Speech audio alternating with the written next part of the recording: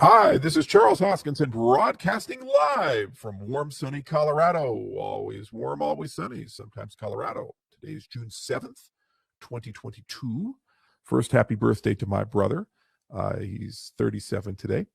But more importantly, for the industry, it's a interesting day. Something just dropped today that we've all been waiting for, and I have a personal connection to. If you look at, let me share my screen real quickly. Share screen. Wow, there we go. If you look at CoinDesk, you'll see this Responsible Financial Innovation Act has dropped from Senators Gillibrand and Cynthia Lummis. Cynthia is one of my senators in Wyoming, and she is known to be a great crypto advocate and has for a long time been a big fan of our industry. But of course, as a lawmaker, has a responsibility and moral obligation to make sure that the industry is well regulated. She's been working with for quite a bit of time and trying to understand what's the best approach to regulate the crypto industry in a way that protects consumers but doesn't disrupt the marketplaces or favor one actor over another actor or promotes regulation through enforcement. Where instead of we all know the rules are unclear, and then it's whoever gets hit by the watchdog is the loser of the year, which is what's been going on right now. So she's working with Christine Gillibrand, who's a Democratic senator from the state of New York. And her office, Lummis's office, reached out to us, I believe, in December of last year. And we've had numerous conversations. And I know that they've had numerous conversations with tons of leaders in the cryptocurrency space. And they put together a comprehensive piece of legislation. So here's the summary of it. It's about 6 pages, the summary, and the whole bill is quite large. The copies that we got were over 140 pages. And when we saw them, actually just a few weeks ago when we were in DC, it was still growing and still changing. But it covers all kinds of things. So Title I covers definitions, Title II, responsible tax for digital assets, different sections, de minimis exclusions, broker clarifications, trading safe harbor for non-U.S. persons, decentralized autonomous organizations, digital asset lending agreements, IRS guidance, RIA guidance. You have digital asset mining and staking guidance. Then there's conforming amendments. Then there's stuff on the security side, and it creates a lot of legal classifications. And what they do is they basically kind of talk about the Howey test, and they talk about its relationship to commodities. And basically what they do is they create a situation where things that are obviously a commodity ought to be a commodity, and things that are behaving like securities should be securities. So it's not saying nothing is a security or nothing is a commodity, but it kind of clarifies this a little bit in section 301, 302, 303, 304, and so forth. Then under Title IV, it covers commodity innovation. So it gives a lot of definitions. There's a lot of jurisdictional considerations. And they actually reference one of my favorite bills, H.R. 7614. And that's this bill right here, which actually is the Digital Commodity Exchange Act, which again is a big step forward in innovation in how one would regulate a cryptocurrency. So there's a bunch of stuff for payment stable coins. And it says, by the way, if you claim to be asset backed, then you really need to make sure that you're asset backed, and there needs to be checks and balances there because you're in a position of trust. You're not a full cryptocurrency. Your only reason you're valuable is people trust that you do something, and they can't see that with the code. Then they put in a consumer protection issue, payments innovation section, and banking innovation section. Some studies are here and certain Federal Reserve services and other things. And then there's an interagency coordination, including a sandbox guidance and state money transmission law modernization, all kinds of stuff here. Cybersecurity standards for digital asset intermediaries, and it's just been a joy talking to their office and learning from them and engaging with them. I get the sense that Senator Lummis, first, she's a great leader, and I really enjoy all the people that they have. And Gillibrand has been nothing but kind. But more importantly, I think there's a very strong desire to actually solve the problem. It's not a perfect bill. There's a lot of things that need to be discussed, worked out. And the reality is that I think there's going to be a convergence of forces. So this bill combined with Biden's executive order, the things that will come out of that working group are probably going to smash into each other, and there's going to be a big, massive discussion in the industry as a whole. And I think what's going to end up happening is through iterations, the industry is going to converge to kind of a canonical bill. And then it's just a question of how the hell do we get that thing passed? And if we get it passed, it will give us the clarity that we need as an industry to really stabilize everything. And it'll still take care of bad actors. And there's certain things I care a lot about. Like I really want a cryptocurrency user's consumer bill of rights. I really care about a definition of decentralization so we can actually get to sufficiently decentralized. And also, there's a lot of transnational discussions that need to be had about algorithmic law and algorithmic compliance and so forth. But this is a massive step forward. And frankly, it's an example of where Washington actually did listen to the industry and engaged with people, and it didn't bias it towards one crazy standard or another, and a lobbyist hasn't gotten hold of it and turned it into some toxic monster that only benefits one actor over another. It's unlikely in its current form to pass. It has to go through 4 different committees, and that's very, very hard. Obviously, there's going to be a lot of conversations, a lot of work behind the scenes to see what's necessary there. And it's unknown whether the executive branch fully supports this or not.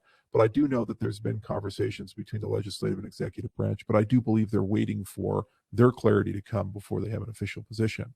But what's nice is this creates a foundation upon which we all can read and talk.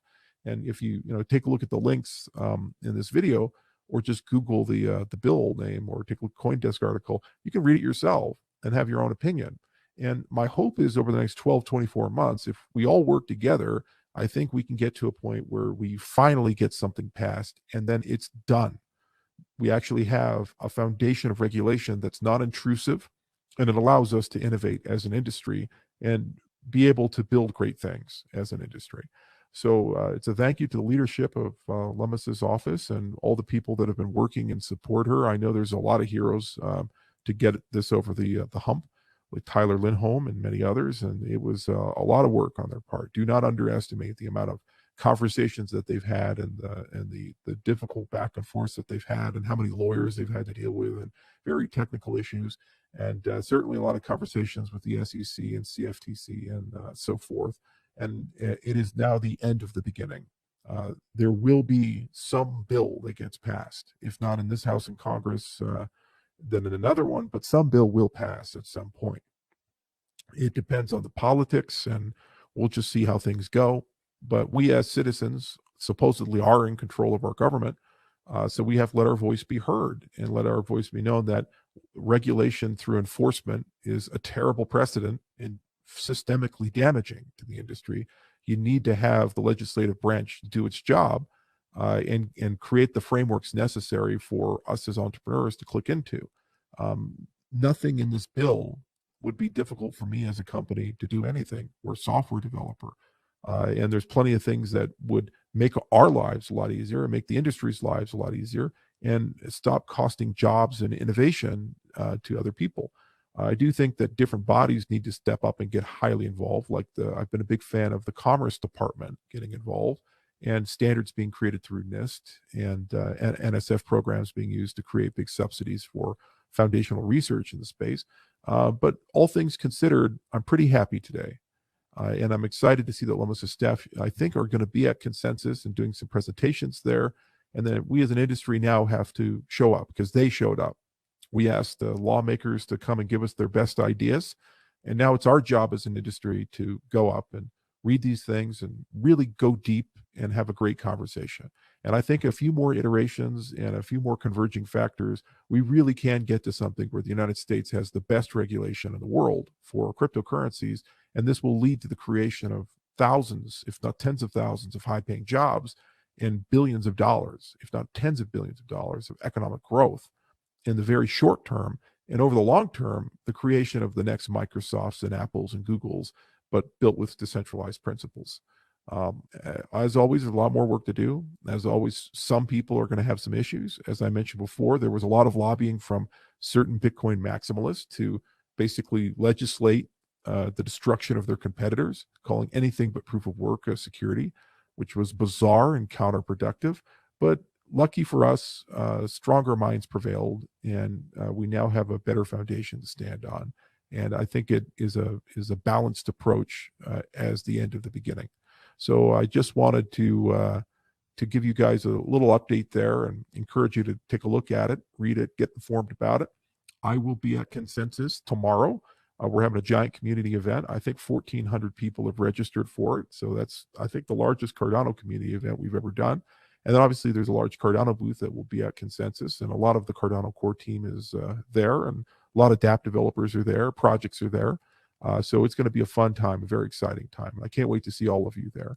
Tonight, I'm doing a Twitter space with Martin Lawrence as well. That's going to be a lot of fun as well. There's tons of people entering the Cardano space, and some are engineers and scientists, and some are musicians, and some are celebrities, and some people are everything in between. So when they come in, they usually like doing some sort of Twitter space, and we tend to do it. And it's just fun to do. I really enjoy it.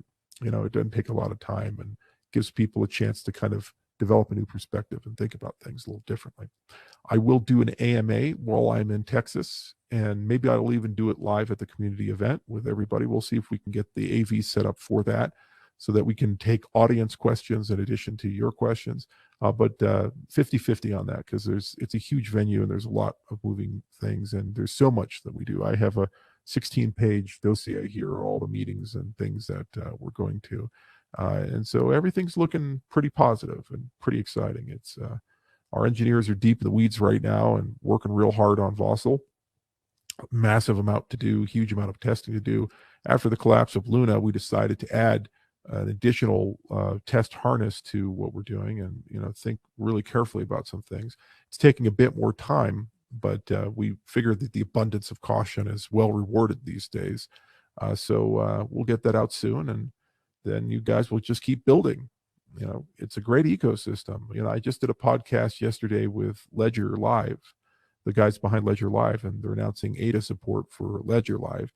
And they talked about how they did the entire thing over Catalyst, and it was pretty bizarre to work with, instead of a single customer, an ecosystem. And it was like, well, yeah, guys, that's how decentralization works. You don't ask Charles for permission. You actually have to go to the community and talk to them.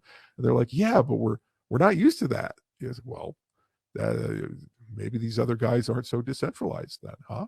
I don't know. We should come up with a definition for that. Maybe that's coming. Maybe there's going to be some sort of decentralization index. Who knows? Maybe somebody's working on that. Have paper out. Anyway, and we'll also have the input endorsers video at Consensus. Amazing work. It's a real tie-up. It brings Mithril and extended UTXO and a lot of other concepts together. And boy, it's really special. It's going to make all the Reddit trolls look like idiots, and we'll buy some extra paint chips just for them. Okay, quick update on regulation and these other things, and I will see you guys soon. I hope to be able to see you in person, smoke some cigars together, have some chats together, and